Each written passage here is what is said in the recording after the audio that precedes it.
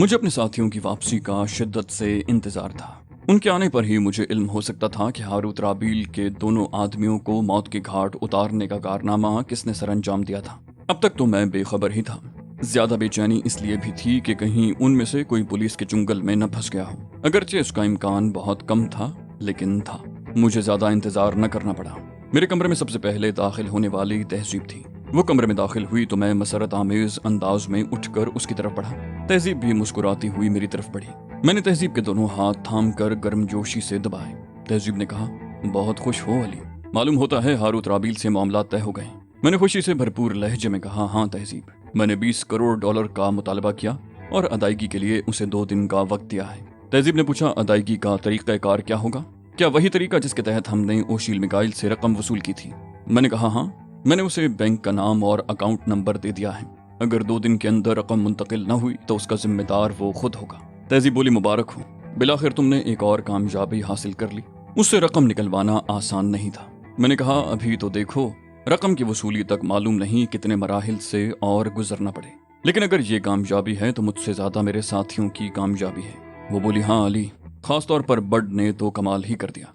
उसी ने उन दोनों को देखा था जो तुम्हारी ताक में थे। मैंने कहा, ओह, यही मैं सोच रहा था कि मालूम नहीं ये कारनामा किसने सर अंजाम दिया होगा। तहजीब बोली, बट के अलावा और कौन हो सकता है? उसने न सिर्फ उन दोनों को देखा बल्कि बर वक्त फायरिंग करके उन्हें हलाक भी कर दिया। मैंने कहा, मालूम नहीं बड ने क्या करतब दिखाया होगा, वरना उस भरे पूरे स्विमिंग पूल के किनारे उसे फायरिंग करते हुए कोई देख भी सकता था। तहजीब बोली, यही तो उसका कमाल है, कोई उसे फायर करते हुए नहीं देख सका। मैं और जाहिर भी कोई अंदाजा नहीं कर पाए थे। जब बड ने हमें इशारे से बताया तो हमें पता चला कि वो क्या कारनामा सर अंजाम दे चुका है। मैंने कहा, उसकी सलाहियतों से इनकार करना आसान नहीं है तहजीब। बाज़ औक़ात तो ये ऐसा कमाल कर दिखाता है कि दुनिया का बड़े से बड़ा शख्स हैरान रह जाए। और मैं तुम्हें क्या बताऊं, तुम्हें वो वक्त याद है जो बैरूत में मुझे और तुम्हें हमेशा के लिए यकजा करने की तैयारियां की जा रही थी? तहजीब ने अफसुर्दगी से कहा, वो वक्त मैं कैसे भूल सकती हूँ, उस वक्त से तो बहुत सी यादें वाबस्ता हैं। मैंने कहा, मुझे अफसोस है कि ये तस्करा निकल आया जिससे तुम उदास हो गई। वो जबरदस्ती हंसकर बोली, अरे नहीं अली, तुम कहो, जो हो गया उसे तब्दील तो नहीं किया जा सकता। हाँ तो तुम क्या बताने वाले थे? मैंने कहा, उस वक्त ओलिव हार्वर्ड ने हमारे खिलाफ साजिश की थी और उस लड़की को मार दिया था जो तुम्हारे मेकअप में मेरी बीवी बनने वाली थी। जानती हो उस वक्त हमलावर को किसने पकड़ा था? तहजीब ने कहा, मुझे नहीं मालूम। मैंने कहा, उस बेगुनाह लड़की के कातिल को पकड़ने वाला बड ही था। उसकी सलाहियतों का अंदाजा करना आसान नहीं है। तहजीब बोली, वाकई मुझे ये सुनकर बहुत हैरत हुई है, हालांकि नहीं होनी चाहिए थी। ये शख्स हर मौके पर दूसरों से बाजी ले जाता है। मैंने कहा, हारूत राबील को भी हम बड की वजह से शिकस्त दे सके हैं। अगर बड ना होता तो हमें उससे निमटने के लिए खासी तगो-दौ करनी पड़ती। तहजीब बोली, लेकिन अली, ये हारूत राबील का ताल्लुक इंसानों की किस किस्म से है? सोतरा और उसकी बीवी के बाद उसने तुम पर भी कातिलाना हमला कराने से दरेग नहीं किया। मैंने कहा, शायद वो हर उस शख्स को कत्ल कर देना चाहता है जो उसके इन मामलात से वाकिफ है। उन दोनों को भी उसने इसीलिए कत्ल कराया था और अब मुझको भी इसीलिए खत्म करा देना चाहता था। उसने जो साजिश की थी वो खुद उसके लिए ही वबाल बनकर रह गई। इसकी बुनियादी वजह यह भी हो सकती है कि वो जराइम पेशा शख्स नहीं है। हमने उस पर जो इंकिशाफात किए उनसे बौखला कर वो ये हरकतें करने पर उतर आया है, वरना उसूली तौर पर उसे फार्मूले अपने कब्जे में लेने से पेशतर कोई ऐसा कदम उठाने से गुरेज करना चाहिए था जो उसके लिए इंतहाई खतरनाक साबित हो सकता। तहजीब ने मुस्कुराकर कहा, तुमने उससे इतनी बड़ी रकम का मुतालबा कर दिया है कि उसे अपने किए की भरपूर सजा मिल जाएगी। जरा ही देर बाद बड और जाहिर भी आ गए। मैंने उठकर बड को गले लगा लिया। बड ने मुस्कुराकर जाहिर को आंख मारी। उसने शरारत आमेज लहजे में कहा, तुम अंदाजा भी नहीं कर सकते जाहिर कि मुझे कितना बड़ा मकाम मिला है। मैं दावे से कह सकता हूँ कि यह मकाम सिर्फ मैडम के लिए था, और अगर किसी को मैडम का हिस्सेदार बना लिया जाए तो इसका यही मतलब हो सकता है कि वो शख्स अली की निगाहों में बड़ी पोजीशन का हामिल है। तहजीब ने कदरे बरहमी से कहा, तुम अपने कारनामों पर खुद ही पानी फेर देते हो। तुम्हें ये तमीज भी नहीं है कि गुफ्तगू किस तरह करनी चाहिए। बड ने तवील सांस लेकर कहा, बस यही तो एक खामी है मैडम। बड बेचारा इस काबिल कहाँ कि उसकी जरा सी खामी भी बर्दाश्त की जा सके। तहजीब बोली, तुम बदतमीजी की हद तक पहुंच जाते हो। बात अगर सिर्फ बकवास तक हो तो भी बर्दाश्त किया जा सकता है। बड ने ठिठाई का मुजाहरा करते हुए कहा, माफ कीजिएगा मैडम, हर शख्स अपने जज्बात का इजहार अपने अंदाज में ही कर सकता है। मुझे हंसी आ गई। तहजीब ने मुंह बनाकर कहा, तुमने भी इसे बहुत सर चढ़ा लिया है। मैंने कहा, यह बात नहीं है, बर्ड जबान का उतना बुरा नहीं है। बस कभी कभी पटड़ी से उतर जाता है। ऐसे मौकों पर इसे नजरअंदाज कर देना ही दानिशमंदी है। बर्ड मुंह उठाकर छत की तरफ देखने लगा। बोला, खुदा की शान है, आज तो वारे न्यारे हो गए। मैडम के मुकाबले पर बर्ड की हिमायत हो रही है। मैंने संजीदगी से कहा, मसलहत, तुमसे कुछ तफसीलात मालूम करनी है, इसलिए तरफदारी कर रहा हूँ। उसके बाद फिर वही शब रोज होंगे। वो बोला, मैं पहले ही समझ रहा था कि कोई ना कोई चक्कर जरूर है, वरना बर्ड की ऐसी किस्मत कहाँ कि मैडम के मुकाबले पर। मैंने कहा, जबान बाद में भी चलाई जा सकती है बर्ड, पहले ये बता दो कि तुमने उन लोगों को किस तरह ताड़ लिया था। बर्ड ने संभल कर कहा, ओह हाँ, मेरे सुपुर्द जो काम किया गया था चीफ, उसके लिए मुस्तैद रहना बहुत जरूरी था और मैं मुस्तैद था। मैंने स्विमिंग पूल के अतराफ वाक़े जगहों का कई इम्कानात के तहत जायजा लिया। मुमकिन है मुझे बहुत ज्यादा मेहनत करनी पड़ती, लेकिन मैं इसलिए बच गया कि उन दोनों पर मेरी नजर पड़ गई थी। दोनों अफराद के लिबास ऐसे थे कि उसमें हल्के किस्म का कुछ फासले तक मार करने वाला असलहा बआसानी छुपाया जा सकता था। मैं सब कुछ छोड़कर उन दोनों के पीछे लग गया। जरा सी कोशिश से मैं ये अंदाजा करने में भी कामयाब हो गया कि उनके पास हल्की राइफलें मौजूद हैं। उसके बाद मजीद किसी चीज की जरूरत नहीं रह जाती थी। तुम्हें भी शायद अंदाजा हो कि हारूत राबील तुमसे बात करते करते दोनों हाथ आंखों पर रख कर यूं झुक गया था जैसे उसकी आंखों में अचानक कोई तकलीफ हो गई हो। मैंने कहा, हाँ मुझे याद है बट मैं तो वाकई ये समझा था कि उसकी आंखों में किसी किस्म की तकलीफ अचानक ही उठी है, लेकिन जब धमाकों की आवाज सुनाई दी तो बट ने कहा, तुम ठीक समझे चीफ, ये दरअसल उन दोनों के लिए इशारा था कि अब वो तुम्हें शूट कर दें। जो ही उन्होंने राइफलें निकाली, मैंने उनकी खोपड़ियों में सुराख कर दिए और वो तुम्हें निशाना बनाने की हसरत दिल में लिए दुनिया से ही कूच कर गए। मुझे उनकी नागहानी मौत पर बहुत दुख हुआ चीफ। मैंने कहा, हाँ अब तुम जितनी चाहो बकवास कर सकते हो, मैं यही जानना चाह रहा था कि तुमने ये कारनामा किस तरह अंजाम दिया। बट ने कहा, मुझे मेरी मेहनत का सिला मिल गया चीफ। अब कम से कम मैडम ये नहीं कह सकती कि कुछ चीजों पर सिर्फ उन्हीं का हक है। तहजीब ने कहा, बकवास मत करो बड, अभी हमारा काम खत्म नहीं हुआ, बल्कि सही मानों में तो काम अब शुरू हुआ है। मैंने कहा, तुम मशवरा दो बड, अब हमें क्या करना चाहिए। हमने रकम की अदायगी के लिए हारूत राबील को 2 दिन की मोहलत दे दी है। बड ने हैरत से कहा, क्या तुम संजीदा हो चीफ, कहीं मुझसे मजाक तो नहीं कर रहे। मैंने कहा, मैं बड़ी संजीदगी से तुमसे मशवरा तलब कर रहा हूँ बड, इसमें मजाक का कौन सा पहलू निकल सकता है। वो बोला, ये मेरे लिए बड़े एजाज की बात है चीफ, मैं इस मौके से जरूर फायदा उठाऊंगा। मुझे ये कहने का मौका तो मिल जाए कि जिंदगी में एक वक्त ऐसा भी आया था जब अली यार खान जैसा शख्स मुझसे मशवरे का तालिब हुआ था। मैंने कहा, मैं कोई आसमानी मखलूक नहीं हूँ बड, तुम जैसा ही एक इंसान हूँ। इस वक्त मुझे तुम्हारे मशवरे की जरूरत महसूस हो रही है।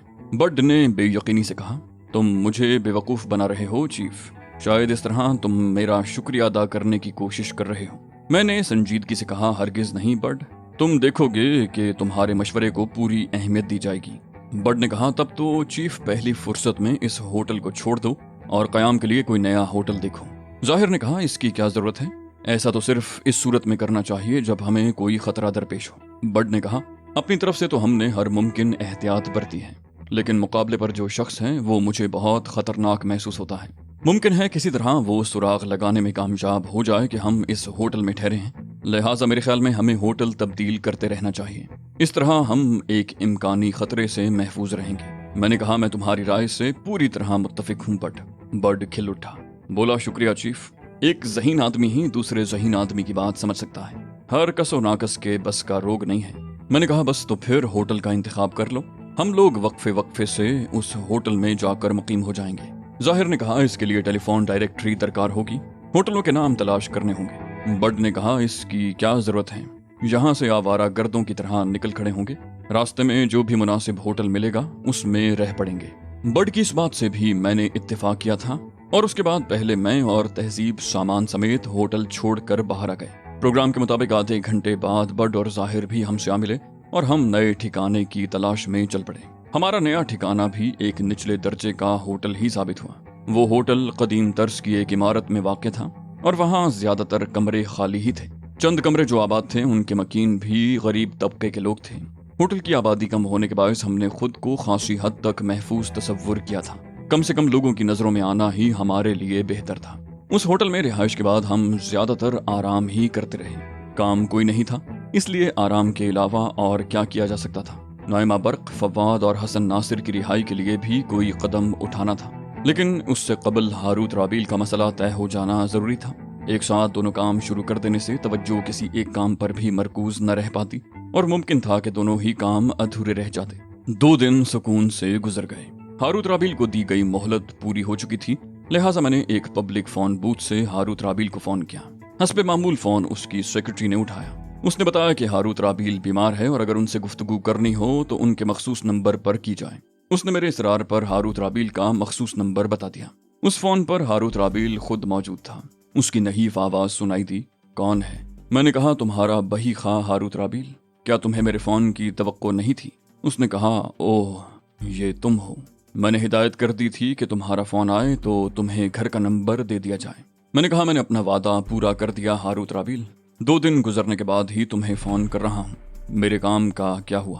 وہ بولا، تم نے مجھے بہت کم مہلت دی تھی، اتنے کم وقت میں کام مکمل ہونا ممکن نہیں تھا۔ میں نے کہا، تمہیں خوب اندازہ ہوگا کہ کام نہ ہونے کی صورت میں تمہارا کیا حشر ہو سکتا ہے۔ وہ بولا، سنو، میں پوری کوشش کر رہا ہوں، مجھے تھوڑی سی مہلت اور دے دو، صرف 24 گھنٹے۔ میں نے کہا، ہمیں ذرا جلدی ہے ہاروت رابیل، اس لیے تمہیں مزید مہلت نہیں دی جا سکتی، تم جان بوجھ کر تاخیر کر رہے ہو۔ وہ بولا، ہرگز نہیں، رقم منتقل کی جا چکی ہے لیکن بیروت کے بینک سے کاغذات موصول نہیں ہو سکے ہیں۔ میں نے کہا، تمہیں اپنا کوئی آدمی بھیجنا چاہیے تھا ہاروت رابیل، از خود اتنی جلدی کاغذات کیسے آ سکتے ہیں؟ وہ بولا، 2 دن کی مہلت اتنی کم ہے کہ یہ کسی طرح بھی ممکن نہیں ہو سکا۔ میرا نمائندہ خود بیروت گیا ہے، لیکن تم نے تو اسے مذاق سمجھ رکھا ہے۔ 2 دن تو صرف بیروت جا کر واپس آنے کے لیے بھی ناکافی ہوتے ہیں۔ جب تک میرا آدمی واپس نہیں آ جاتا، میں کاغذات تمہارے حوالے کیسے کر سکتا ہوں؟ میں نے سنگ دلی سے کہا، میں کیسے یقین کر لوں کہ تم کوئی سازش کرنے میں مصروف نہیں ہو؟ وہ بولا، 24 گھنٹے میں کون سی سازش کر لوں گا؟ میں بیمار ہو گیا ہوں اور اس کی وجہ صرف تم ہو۔ میں تمہیں یقین دلاتا ہوں کہ میری طرف سے کوئی وعدہ خلافی نہیں ہوگی۔ میں نے بہت غور و خوض کیا ہے اور اس نتیجے پر پہنچا ہوں کہ میں تمہارا کچھ نہیں بگاڑ سکتا، تم بہت مضبوط پوزیشن میں ہو۔ میں نے طنزیہ لہجے میں کہا، بہت دیر میں عقل آئی ہے ہاروت رابیل، میں تمہیں 24 گھنٹے کی مزید مہلت دے رہا ہوں، لیکن خیال رہے کہ اگر مقررہ مدت میں مجھے کاغذات نہ ملے تو ہمارے درمیان ہونے والا معاہدہ ختم ہو جائے گا۔ اس کے بعد مجھ سے کوئی شکایت مت کرنا۔ وہ بولا، مجھے منظور ہے، لیکن یہ بتاؤ کہ ڈی فاسٹر کہاں ہے اور فارمولے مجھے کس طرح ملیں گے؟ میں نے کہا، کاغذات کی وصولیابی کے 10 منٹ کے اندر ڈی فاسٹر کو تمہارے حوالے کر دیا جائے گا ہاروت رابیل۔ اس کے پاس وہ فارمولے بھی ہوں گے جو اب تمہاری ملکیت ہیں۔ وہ بولا، تمہارے پاس میرے بعض اعترافات بھی تو موجود ہیں جو تم نے چیمبر آف کامرس میں ٹیپ کیے تھے۔ میں نے کہا، بے فکر رہو ہاروت رابیل، ہم ایسی کوئی چیز اپنے پاس نہیں رکھیں گے جو تمہارے خلاف استعمال ہو سکتی ہے۔ وہ بولا، محض تمہارے کہنے پر تو میں اس بات پر یقین نہیں کر سکتا، مجھے اپنے بچاؤ کے لیے ٹھوس ثبوت درکار ہوں گے تاکہ میں محفوظ رہ سکوں۔ میں نے کہا، ہم تمہیں مطمئن کرنے کی ہر ممکن کوشش کریں گے، دیانتداری ہمارا اولین اصول ہے۔ وہ بولا، میں جاننا چاہتا ہوں کہ تم مجھے کیسے مطمئن کرو گے؟ میں نے کہا، یہ گفتگو تو اسی وقت ہوگی جب تم کاغذات ہمارے حوالے کرو گے، اس وقت یہ گفتگو کرنا مناسب نہیں ہے۔ وہ بولا، میرے لیے یہ ضروری ہے، اتنی بڑی رقم کے کاغذات تمہارے حوالے کرنے سے قبل میرا مطمئن ہونا ضروری ہے۔ میں نے کہا، فی الحال ہمارے پاس ایسا کوئی ذریعہ نہیں جس سے تمہیں مطمئن کیا جا سکے۔ تم ڈی فاسٹر کو پہچانتے ہو نا؟ وہ بولا، اسے کیسے نہیں پہچانوں گا، لیکن کیا وہ اپنی خوشی سے میرے پاس آنا پسند کرے گا؟ میں نے ہنستے ہوئے کہا، اپنی خوشی سے نہیں، ہماری خوشی سے۔ یہ کہتے ہی میں نے سلسلہ منقطع کر دیا۔ مجھے اندازہ تھا کہ بہت بڑی رقم کی منتقلی کا معاملہ ہے اور آسان نہیں ہے۔ 2 دن کا وقت تو اسے صرف اس لیے دیا گیا تھا کہ وہ پھر کسی سازش کی طرف توجہ دینے کی بجائے رقم کی منتقلی کے چکر میں پھنس جائے۔ اس جیسے سازشی شخص کو الجھائے رکھنا ضروری تھا۔ اس نے مزید 24 گھنٹے کی جو مہلت طلب کی تھی وہ اس میں حق بجانب تھا، اور خود میں بھی جانتا تھا کہ 2 دن کے قلیل عرصے میں یہ کام ممکن نہیں تھا، اس لیے میں نے اسے مزید مہلت دے دی۔ ہوٹل واپس پہنچنے کے بعد میں نے تہذیب، بڈ اور ظاہر کو ہاروت رابیل سے ہونے والی گفتگو سے آگاہ کیا اور ان سے پوچھا کہ رقم کے کاغذات وصول کرنے کے بعد ہاروت رابیل کے ساتھ کیا سلوک کیا جائے۔ ظاہر نے کہا، اپنا مقصد حاصل کرنے کے بعد اس کی زندگی ہمارے لیے بے مصرف ہو جائے گی۔ تہذیب نے ٹکڑا لگایا، بولی، صرف ہمارے لیے نہیں بلکہ اس کی زندگی تو پوری پرامن دنیا کے لیے خطرہ ہے۔ بڈ نے اضافہ کیا، بولا، لہٰذا رقم کے کاغذات وصول کرنے کے فوراً بعد اسے موت کے گھاٹ اتار دینا ہی بہتر رہے گا۔ میں نے کہا، تم تینوں اس بات پر متفق ہو کہ اسے مار دیا جائے، لیکن میرا خیال اس کے برعکس ہے، ہم اسے زندہ رکھیں گے۔ تہذیب نے کہا، تمہارے پاس اپنے اس خیال کے حق میں معقول دلائل بھی ہوں گے۔ بڈ اور ظاہر نے کچھ نہ کہا، لیکن ان کے انداز سے معلوم ہوتا تھا کہ وہ بھی میری تجویز پر حیران ہو رہے ہیں۔ میں نے کہا یوں تو بہت دلائل دیے جا سکتے ہیں تہذیب، لیکن اصل بات یہ ہے کہ اگر ہم نے اسے قتل کر دیا تو پھر کھیل میں وہ لطف نہیں آئے گا جو آنا چاہیے۔ تہذیب نے حیرت سے مجھے دیکھا، بولی میرا خیال ہے یہ کوئی کھیل نہیں ہے، ایک سنجیدہ نوعیت کا معاملہ ہے۔ ہم بیروت میں فلسطین کے پناہ گزینوں کے لیے فنڈ جمع کرنے کا کام کر رہے ہیں۔ میں نے کہا یہ بھی تو کہو کہ یہ فنڈ جمع کرنے کے لیے یہودی خصوصیت سے ہمارا نشانہ ہے۔ وہ بولی ٹھیک ہے، لیکن رقم وصول کرنے کے بعد ہاروت رابیل کو زندہ رکھنے کا جواز سمجھ میں نہیں آتا۔ میں نے کہا رقم تو ایک طرح سے یوں سمجھ لو کہ خراج کے طور پر وصول کی جا رہی ہے، اسے اس کے کرتوتوں کی سزا بھی تو دینی ہوگی۔ تہذیب بولی اس کے لیے تو اسی قدر کافی ہوگا کہ فارمولے اس کے حوالے نہ کیے جائیں، وہ تمام عمر اپنے زخم چاٹتا رہے گا۔ میں نے ہنس کر کہا تمہاری یہی بات ظاہر کرتی ہے کہ لاشعوری طور پر تم خود بھی اسے زندہ رکھنے کے حق میں ہو۔ تہذیب نے چونک کر پوچھا کون سی بات؟ میں نے کہا یہی کہ وہ تمام عمر اپنے زخم چاٹتا رہے گا۔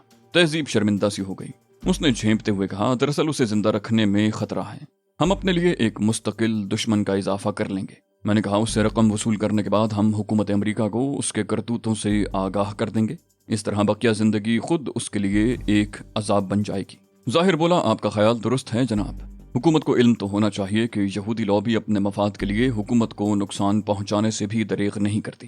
بٹ نے کہا امریکی حکام یہ بات اچھی طرح جانتے ہیں، لیکن جہاں کے اقتصادی معاملات اس حد تک یہودیوں کی گرفت میں ہیں کہ حکومت ان کے زیر نگی ہیں، یہودی سیاست میں حصہ نہیں لیتے اور اس ناطے حکومت پر ان کے زیادہ اثرات نہیں ہونے چاہیے، مگر معاملہ اس کے برعکس ہے۔ نہیں چیف، یہ معاملہ حکومت کے علم میں لانے سے زیادہ فائدہ نہیں ہوگا۔ میں نے کہا دنیا کا ہر شخص اس بات سے واقف ہوگا کہ امریکی حکومت کے درپردہ یہودی لابی کی مرتب کردہ پالیسیاں ہوتی ہیں، بہت سے معاملات کا امریکی حکام کو اندازہ بھی ہوگا، لیکن میرا خیال ہے کہ ان کے پاس اس سلسلے میں ثبوت نہیں ہوں گے۔ ہاروت رابیل کے خلاف ہم انہیں ثبوت فراہم کر دیں گے تو ایک معاملہ باقاعدہ ان کے علم میں آ جائے گا اور اس سے وہ امریکہ کے دیگر یہودیوں کے بارے میں اندازہ بھی کر لیں گے۔ تہذیب نے کہا ٹھیک ہے علی، تمہارا فیصلہ مناسب ہی معلوم ہوتا ہے۔ برڈ اور ظاہر نے مجھ سے اتفاق نہیں کیا، مگر انہوں نے اختلاف بھی نہ کیا۔ تہذیب ویسے بھی کسی معاملے میں مجھ سے شدید اختلاف نہیں کرتی تھی۔ ان تینوں کے اصرار نہ کرنے کی وجہ سے ہاروت رابیل کی زندگی بچ گئی۔ در حقیقت میں بھی اس کی موت کا خواہاں تھا، مگر میں اسے خود نہیں مارنا چاہتا تھا، بلکہ یہ کام امریکی حکام سے لینے کا خواہش مند تھا۔ ہاروت رابیل کو دیے گئے 24 گھنٹوں کی مزید مہلت کے اختتام پر میں نے پہلے کی طرح تمام احتیاطی تدابیر اختیار کرنے کے بعد اس سے رابطہ قائم کیا۔ وہ میرے فون کا انتظار کر رہا تھا۔ اس نے مردہ سی آواز میں مجھے بتایا ہاں تمہارے کام کی تکمیل ہو گئی ہے۔ میں نے بے پرواہی سے کہا وہ تو ہونی ہی تھی، یہ بتاؤ کہ رقم کے کاغذات تم سے کہاں وصول کروں؟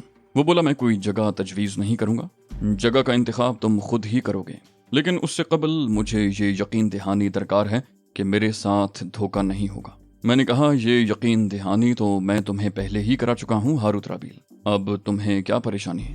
وہ بولا تم نے صرف زبانی یقین دہانی کرائی تھی، تم رقم کے کاغذات لے کر فرار ہو گئے تو میں تمہارا کیا بگاڑ لوں گا؟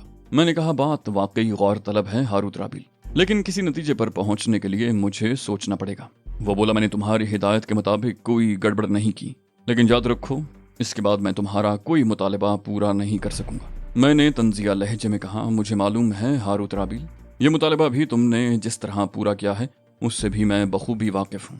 وہ بولا گزری ہوئی باتیں دہرانے سے بہتر یہ ہے کہ ہم آئندہ کی فکر کریں، رقم کے کاغذات تم کہاں وصول کرنا پسند کرو گے؟ میں نے کہا بددیانت لوگ دوسروں کو بھی اپنی طرح بددیانت ہی سمجھتے ہیں ہاروت رابیل، جہاں تم کہو گے میں کاغذات وصول کرنے وہیں آ جاؤں گا۔ ہاروت رابیل نے حیرت سے کہا لیکن جگہ کے انتخاب کا معاملہ تو میں پہلے ہی تم پر چھوڑ چکا ہوں، تمہیں اس میں کیا اعتراض ہے؟ میں نے کہا مجھے کوئی اعتراض نہیں ہے رابیل، لیکن تمہیں ہماری طرف سے جس دھوکے کا اندیشہ ہے اس کے پیش نظر میں تمہاری بتائی ہوئی جگہ پر آؤں گا تاکہ تمہیں کچھ تو اطمینان رہے۔ وہ بولا اگر میں رابیل پیلس کا نام تجویز کروں تو کیا تم وہاں آنا پسند کرو گے؟ میں نے کہا نہیں ہاروت رابیل، احمق سے احمق آدمی بھی جانتے بوجھتے سانپ کے بل میں ہاتھ نہیں ڈالتا۔ وہ بولا تو پھر سوانا ونگ پر پہنچ جاؤ، وہاں میرا ہٹ موجود ہے، سبز رنگ کا ہٹ، تم آسانی سے اسے ڈھونڈ لو گے۔ میں نے کہا میں وہاں آ جاؤں گا رابیل، لیکن خیال رہے کہ کوئی حماقت نہ کر بیٹھنا، ورنہ اس بار تمہاری زندگی کی ضمانت نہیں دی جا سکتی۔